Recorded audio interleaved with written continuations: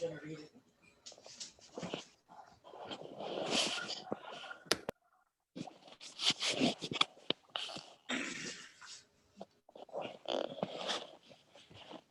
Hey, Alicia. Hey. Hi, how are you? I'm good, and you? Good. It's good to see you live in person. Hey, Chad. Alicia, where are the kids? What's going on here? They're all having a snack right now. They're here though. What's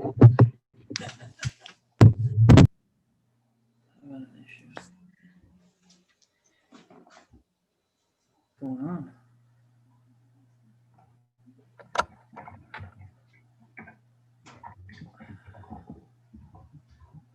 What is going on? Why don't I know? Let's see if it works there.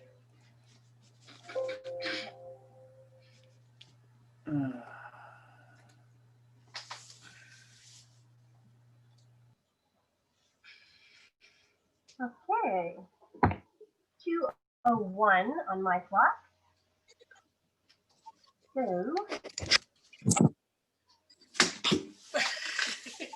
I'll just start my little spiel here while people kind of drift in.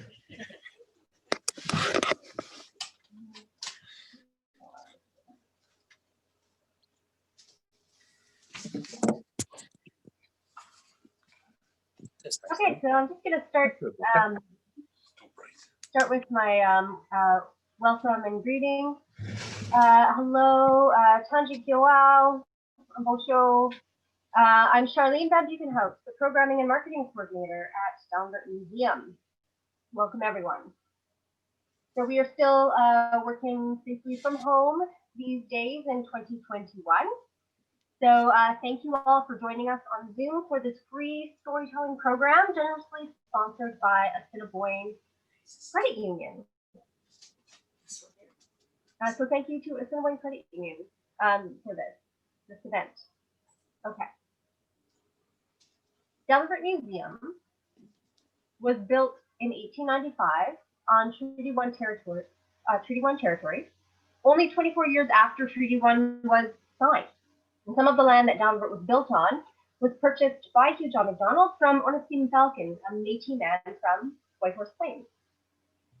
Treaty 1 territory is the ancestral and traditional lands of the Anishinaabe, Cree, Ojibwe, Dakota, and Dene people, and the homeland of the Métis Nation. We are very grateful to have elders Barb and Clarence Nepinak with us today, and with Dalnavert since September 2020 as elders in residence. They have and continue to graciously share their time and teachings with us, and will continue to do so in upcoming cultural activities and teachings with elders programming. Very exciting. So a little bit of housekeeping for this Zoom session. I'm going to keep all the participants muted. Make sure you're seeing the speaker. Put your settings on speaker view with the button that's located on the top right-hand corner of your screen. If you need help during the session, you can ask a question in the chat. If you go down to the bottom of your computer, there's a bunch of options, and one of them is chat. Click that, open the window, and then there is a section that says to everyone, and that will be a message that goes out to everyone. So if you click on the little arrow, you can choose other people. So if you want to just send a message to myself or Ada, who is a host, you can choose to send a message to Charlene or to Ada, but otherwise everyone will see your chat in the window. So for the Q&A at the end of the session, we're going to open it up for discussion. Feel free to post any questions or comments in the chat box on the side, and we'll try to get to all of them. If you prefer to ask anonymously, please send a private chat to Ada or Charlene, myself. If you're okay with your message being public, you can choose to send to everyone. If you prefer to ask your question in person over your own video, please let us know this and we'll do our best to make that happen. And with that, I will ask Barb and Clarence to begin the session. Okay. Thank you for that. I'd like to welcome everybody onto this call. I think it's important that we still maintain our teachings as much as we can. But I just wanted to make mention that this is the appropriate time to be telling stories, to be telling legends. I mean, you can tell stories throughout the whole time, but you can't talk in a bush. You can only talk about Nanabush in the winter months when the snow is on the ground, Oh, it's frozen. when the ground is frozen. And usually, I mean, as a child, as Clarence and I were growing up, when we were children, our grandparents were the teachers. They were the knowledge keepers. They were the storytellers. So it was our grandparents' responsibility to tell us these stories. And in these stories, they would tell us the basic story, and then we would listen to the story, and then even then we would have like a Q&A, and then talk about what we were able to learn from that story, because there's many stories. And today I think Claire's going to talk about Nanabush and the Rabbit. And so after we do our discussion, after Clarence tells you the story, then we'll do the discussion and what you walk away with this, what the teaching is for you, because all our teachings are all, just slightly different, but we all get something from this whole process. So this is Clarence, and he's going to tell you about Nanabush and the Rabbit. Yeah, when you tell stories, because when you're telling the story, you don't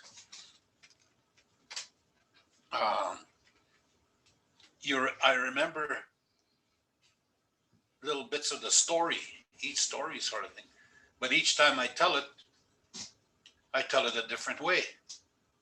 So when I was learning them, when my grandmother was telling us these stories sort of thing, and she would tell us, but she would never tell us the same way from one night to next week sort of thing. It was always a little bit different, because each time she told, I got a different teaching from it. And so this one is I'm just going to read this one, and it's by Daphne Ojic. And Daphne passed away about 10 years ago, I guess. And she was about 94. And this is about Nanabush and the rabbit. And Nanabush was a spirit being, and he traveled the world. He would go on his adventures, and sometimes they were short adventures, and other times it would take 10 years. So, but anyway, I'm just going to read this story. Did you ever look closely at a rabbit? I mean, really look. There are two things that are quite different about rabbits. First, of course, is their long ears. Now, why would rabbits have such long ears? The other strange thing that makes them look so funny are their split lips. When rabbits are eating, you can see their split lip moving up and down and sideways. The faster they eat, the faster their lip moves.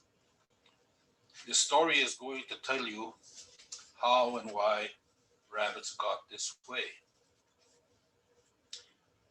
It all happened many years ago. In those days, as well as today, the rabbit was timid and shy, but there was one rabbit who did not like being timid. He wanted above all things to be noticed.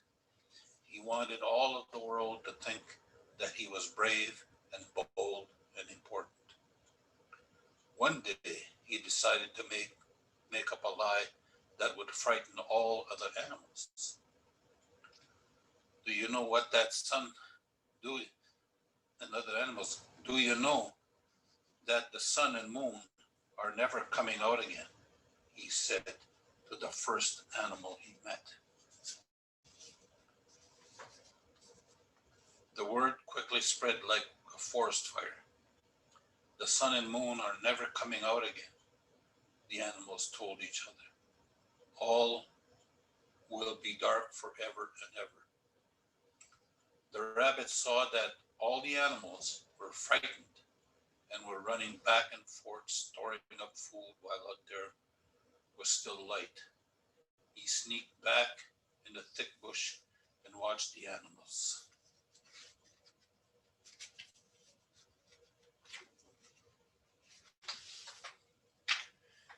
He found this so funny that he laughed and giggled until his sides hurt. I really have frightened all those animals, he boasted. The bear was eating as fast as he could to store up extra fat in his body before the sun and moon disappeared. The skunk was doing the same. The squirrels, chipmunks, and other animals were working terribly hard, storing up nuts, leaves, and roots. Meanwhile, the rabbit laughed and laughed until tears came to his eyes.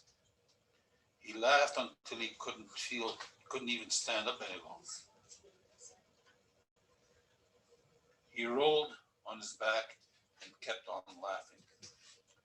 Then one day, Nanabush the spirit returned from a long trip. He had been gone for quite a while. He saw that all the animals were terribly busy gathering food.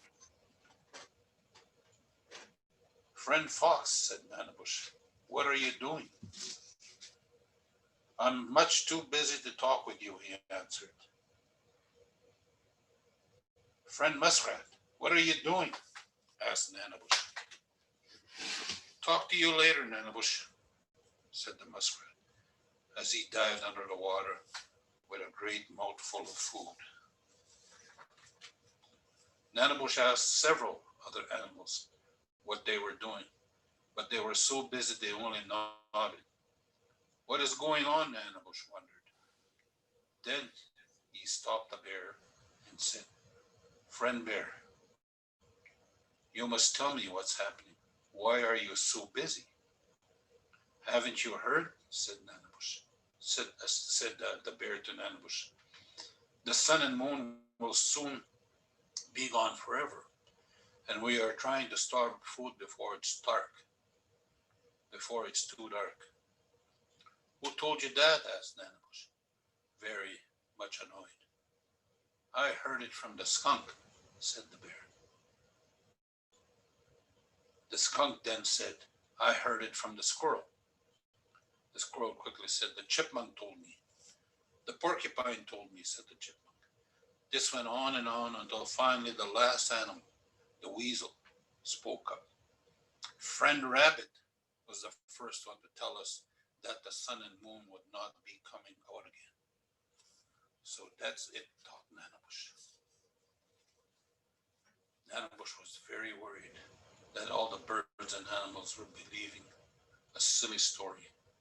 He quickly called a council meeting of all the great beasts of the forest, the birds of the air, and the insects. Animal friends, said Nanabush, thank you for coming together to hear what I have to say. But where is the rabbit? Why did he not come to the meeting? Perhaps he is hiding, growled the bear. But why should a rabbit hide from me? Asked Nanabush. Maybe because he told all of us a lie, said the great wise owl. Yes, shouted Nanabush, the rabbit did lie to you. Why, I don't know. But let me tell you this, the sun and moon will be with us forever and ever. What is so bad and silly is that you all believed him. You all believed what he said.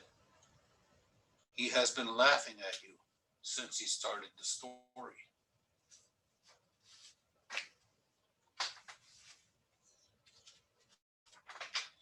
Nanabush was terribly angry at the rabbit and quickly found his place of hiding. He grabbed him hard by the ears and yanked him off the ground. You can imagine how those ears were stretched.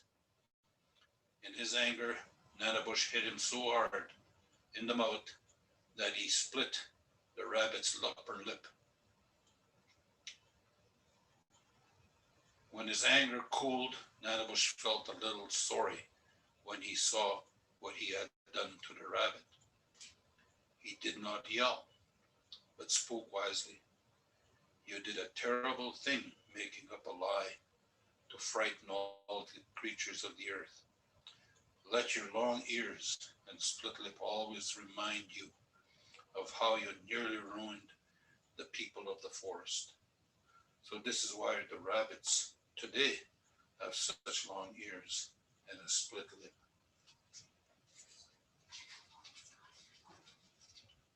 You know,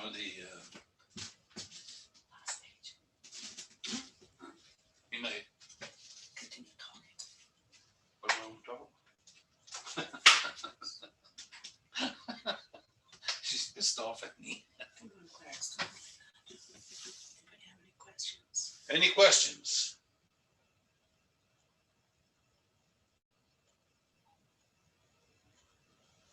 If anybody has any questions about the story, you can either put it in the chat on the side, or you can let us know that you want to ask your question directly. Hello, can you hear me? Yes. Yes, my name is Jean. I last year in April I have a habit as I have a bunny as my pet. It's a Holland loop. I want Holland loop with a long ears, long ears. That kind of rabbit, bunny, and I'm happy today's stories about a bunny, but you can tell my English is not that strong, so I might be misunderstood. I really, could you repeat? Tell me why the rabbit's ear is so long? It is a punishment. Somebody porridge. Could you tell me again? Thank you. Oh, that was Nanabush. Nanabush had, when he arrived back to the area in which he lived, because he was on a long journey, and then shortly after, Rabbit told us the lie that the sun and moon were never coming back again, and then all the animals and creatures were scared, you know. So they had to they determined that they had to get food, store food, because the sun and moon were not coming back. And when Nanabush heard that, he got very upset, and so he asked all the animals, and of course they didn't know, you know, they just went from one to another, and then one said, well, you know, I heard the bear say that, and somebody else said, well, I heard the lynx said that, you know, and so on, and then when he finally ran up, he finally called a meeting, and the meeting was all the animals in the forest to come together. And when they all got together, the only one that wasn't there was Nanabush the Rabbit. And so Nanabush said, well, where's Rabbit? And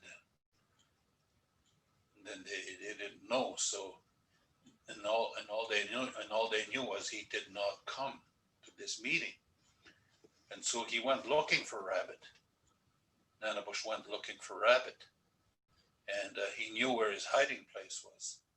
So he reached in there and grabbed him by the ears and pulled him out. And then when he asked Nanabush about, well, why did you say that? You know, Nanabush kind of laughed, and so Nanabush was so angry with him, he hit him in the mouth and split his lip. And of course he had already stretched his ears. So he told Rabbit that he wasn't going to fix that. That he would, to remind him that he lied, he would leave his long ears and the split lip on him forever. So.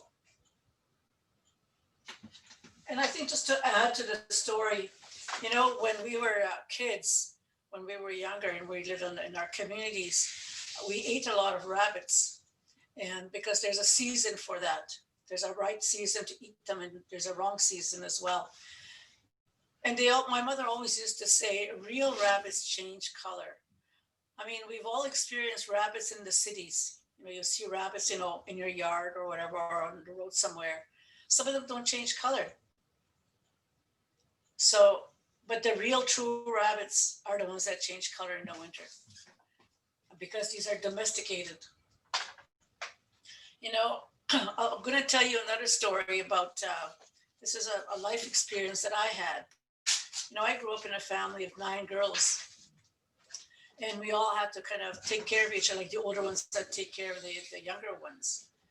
And I remember my mother, you know, she was one of our biggest influences in our lives. And she used to teach us different things. And I remember a long time ago, I must have been about 5 or 6. My father was always out foraging into the bush. He's always, you know, harvesting food, and whether he was digging, you know, for wild onions or wild potatoes, things like that. Because in those times, we used to find things like that in the forest. It was healthy to eat. So he was out that one day, and I guess he came across this. Sound that sounded like a baby crying, and I guess he stood there for a minute and he kind of watched to see where this cry was coming from, and he looked around and there was this clump of bush, and as he turned the branches, there was a baby deer, a fawn. And it was just, I guess, whimpering and crying, you know. It was already getting on in the afternoon already. So I guess he decided, well, I'll just sit here and wait for the mother to come back. And so he sat there and waited, and he held that fawn. And I guess after a while, the mother didn't come back. And so he didn't want to leave it there, because if he left it there, you know, the coyotes or somebody else would have eaten it. Decided to bring it home. And I remember there was a big long road where our community was, the approach was, and I remember we were playing outside, and you could see our father coming down the road, and he was carrying something over his shoulder, like he was holding something like this. And when it was at a safe distance, my mother said, "Machak," she says, go and see your dad. So we went running, and as we got closer, we could see that he was carrying a deer, a baby deer. And we were so excited because we thought he was bringing us a pet. And we're just jumping up and down, you know, my sisters and I. There's about 4 of us. So anyway, so my father stops, and then because we're walking towards the house, and my mother said to my father, "What did you bring now?"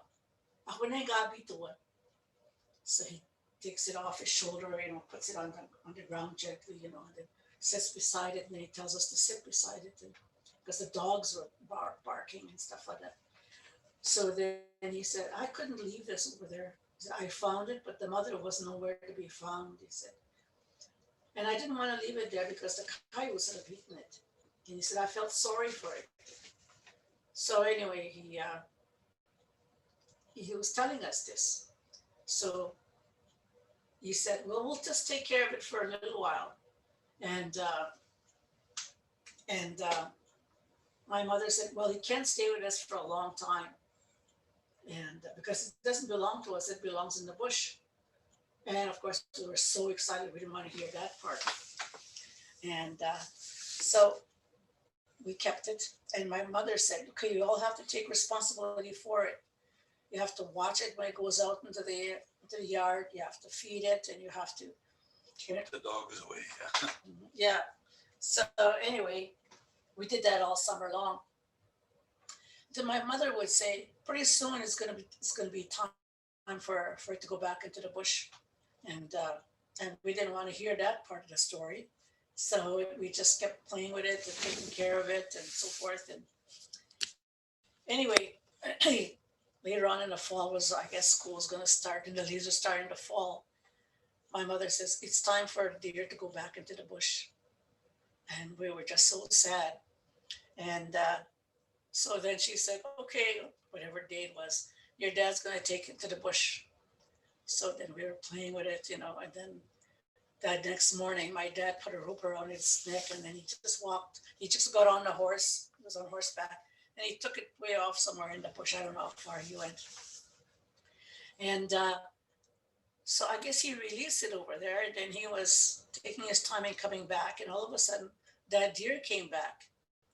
And we're playing outside, and so we see it coming, and then we're all excited because we thought it was going to come and live with us forever. So, so then we're telling our mom, oh, it came back to live with us. And then she said, no, it can't live with us. It doesn't belong to us. It belongs into the bush. So my father eventually came back, and then he saw the deer there.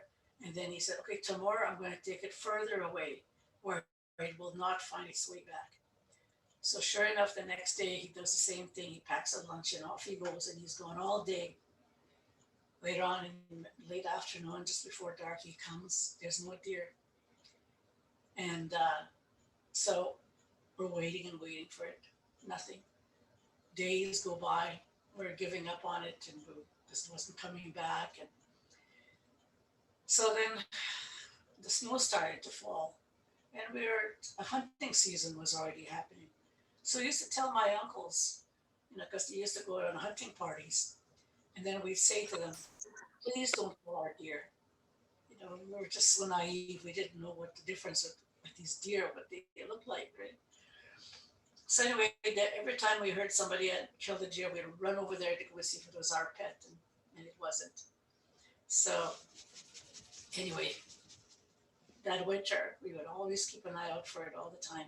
Never saw it. Even when we went to pick wood, whatever, we would always watch out for it, nothing.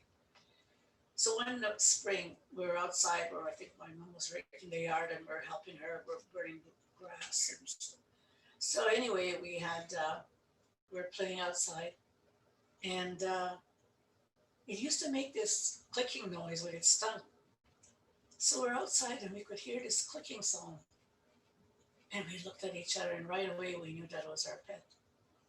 So we're so excited. We ran around the other side of the house. And so sure enough, there it was, standing there. And we were so excited.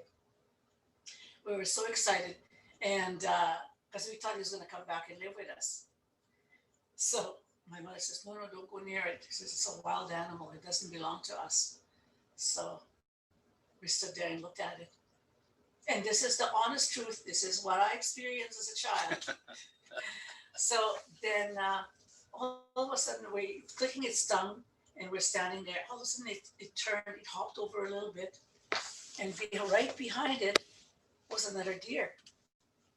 And we're just so excited because, oh, he's got a friend, blah, blah, blah. We're just so excited. And right beside that one, right behind that one, and right behind that one, it was a baby deer.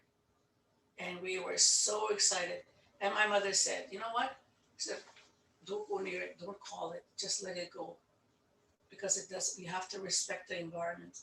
We have to respect the animals. And then she said, you know what? She said, it came here to show you it has a family. And so with that, we were very happy because we thought that everything was going to be okay. But with that story, it taught us a lot. It taught us a lot of things. It taught us to respect the environment. It taught us to be able to let things go that were special to us. And so we talked about it for years and years after. And this is about 60 years ago, 65 years ago, probably this happened. And I remember talking to my sister about it. I said to her, do you remember the time we had that pet deer? She says, I don't remember that story at all. But it was a learning tool for us. telling us how we should respect our environment and to take care of animals and to be kind to them. Because that's what my mother taught us when we had that deer for that summer. So, does anybody have any questions? We had a question earlier. Thank you for telling us that story, Barb. I remember that story before and just like crying. Such a sweet story, and I'm trying to keep it together today. We had a question from before from Donna. She asked, "Who is Nanabush?"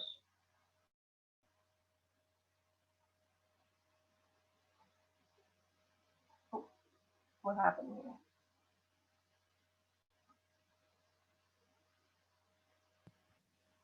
I think we lost them. No, I asked who Nanabush was, and it made it made them disappear. This we can log back on. Okay.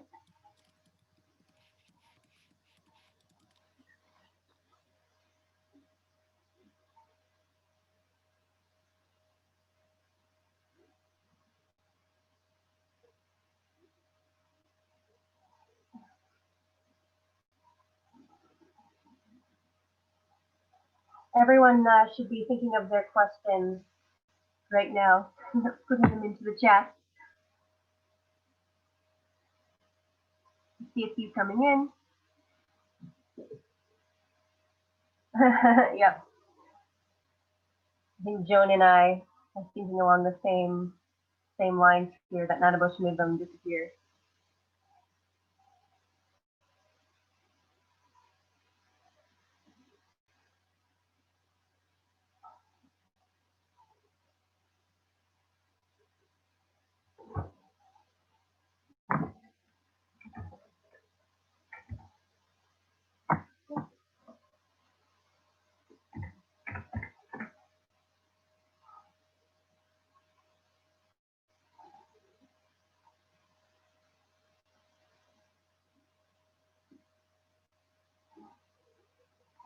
Okay, I just sent them the Zoom link again, just in case that got lost.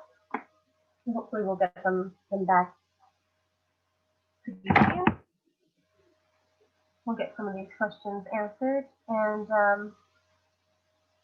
yeah, I guess I'll just use this time to say that we'll have more programming with Barb and Clarence coming up.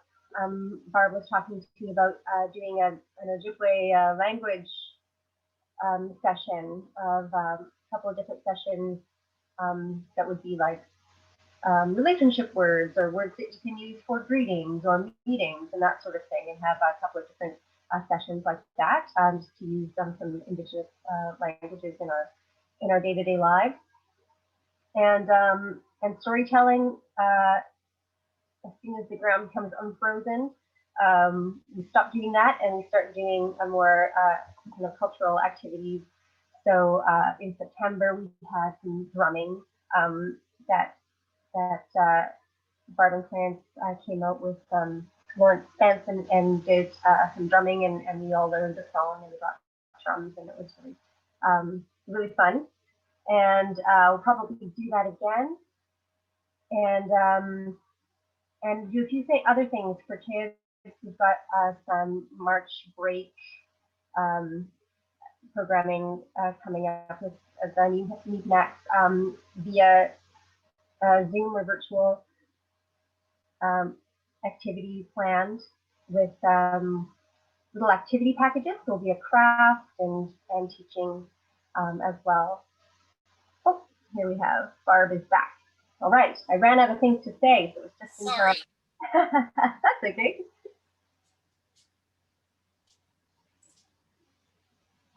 All right. There we go.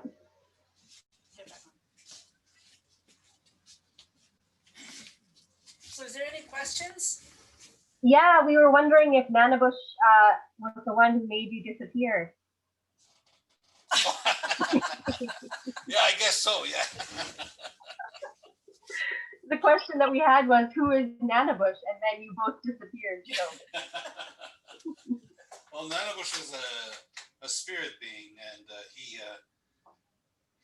lived with the people, and every now and again he would be gone away for a short time, and other times it was a very long time, you know, and he changed things, like the story that I told the last time with the spirit of winter, and I'll repeat that again in the next session. and he changed things to happen. Like at that time, it was the seasons. With Nanabush set the seasons: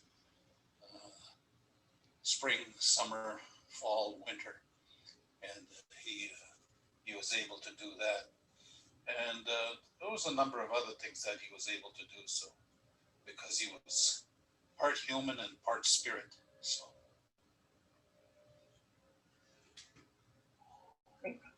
someone asked as a follow-up, is he the same as the creator? No. Well, I guess in a way, yeah. You know, they just gave him another name, sort of thing. They called him Nanabush, and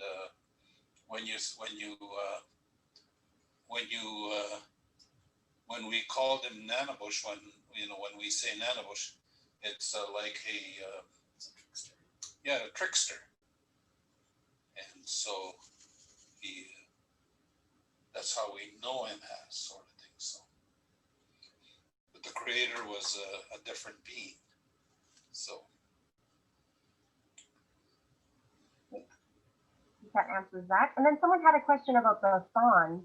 I don't know if you know the answer to this, but is it true that new fawns have no scent and that protects them? yes. Yeah? Yep. They have no scent, and they baby new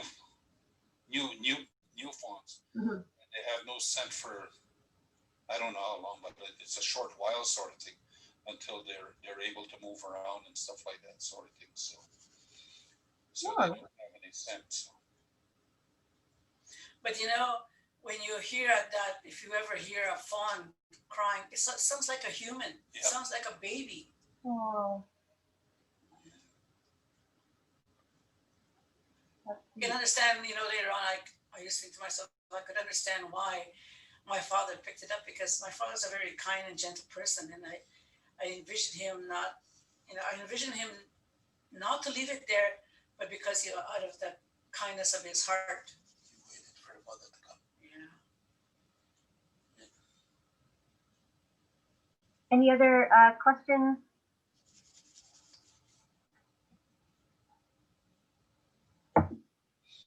The book I was reading from is by Daphne Ojic, and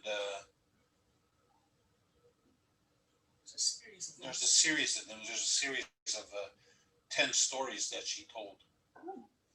So, And she's an artist. yeah, she was an artist. Yes, she passed away about 10 years ago. She was about 94. So when we did our first session talking about the spirit of winter, I think we'll repeat that again at some point, because we had problems at that time and we never really concluded that story.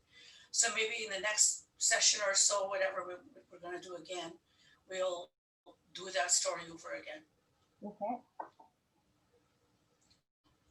Here, I got something. Okay. I don't know if you can read this question yourself.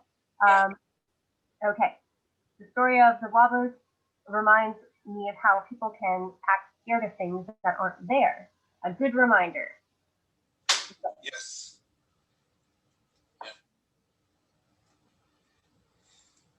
Oh, that because rabbit.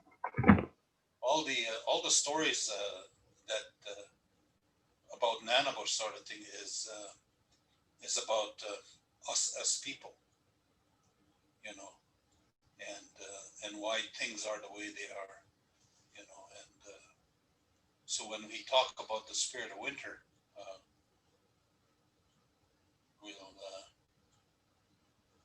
we'll know why it was like that sort of thing. So anyway, That's a nice teaser for the next session. Come back to know the spirit of winter if you want to have a session. That story has always been very popular in schools. One of the things that we've done in the past is if we're sitting in front of children, they would draw it out in their own imagination what they think that spirit of winter is. And one of the surprising thing about this is that what they depict on paper is always a person, like a man, but the surroundings are all different. And there's never been any two stories, like any two pictures that have been drawn by kids they're not alike, which is the interesting part about this. And so we really miss our storytelling in schools. Yeah, it's hard work. It's very draining as we age, but I find that they all get something out of it. They all have something pops into their mind, and then they want to talk about those things, which is encouraging. Because for us, for our people, the Indigenous people, communities, we're an oral tradition. This is how we learn, is by sharing those stories and listening to our people talk about those. And the sad part about it is today, not enough people are doing that. There's not enough people doing that out there. And because also, like, our elders have passed on, and those were the true storytellers. yeah. And like I said earlier, they would tell the same story, but it was always just a little bit different, because each time you heard it, sort of thing, you heard something else. You learned something else from it, sort of thing. So you could have heard it maybe 1,000 times, and you'd learn different things, because as you aged, you learned different things as you aged, sort of thing. And the story might have been almost exactly the same, but you got something else out of it. So.